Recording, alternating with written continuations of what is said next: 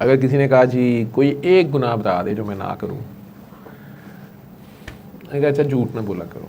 तो सरकार को झूठ से शदीद नफरत थी। मुझे जब से पता चला है मुझे बड़ी शर्म आती है। मैं सरापा झूठ हूँ, सारा दिन झूठ पछतान। तो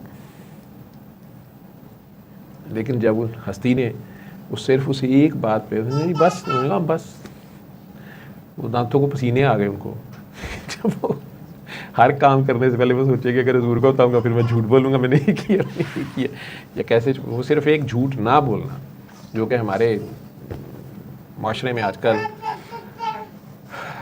कारोबारी हजरात बैठे हैं, वो बड़े आराम से कह रहे थे वो सर की करिए सारा कारोबारी झूठते हैं। 3 जगह पे झूठ बोलने की वैसे उन्होंने इजाज़त दी है। अगर सुलह करानी हो, पर्टिकुलरली मियाँ बीवी की, दोनों से अलग-अलग आप डील कर रहे हो। दूसरा ये कि अगर आपको जान बचानी है, मजबूरी है, जान पे पाना ही है। और तीसरा जंग में आपने दुश्मन को धोखा देना है।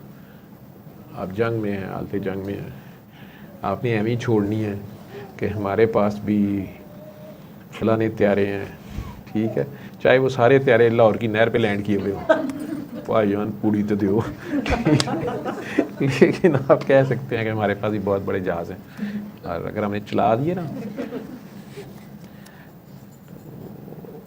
वो भी आप कर सकते हैं।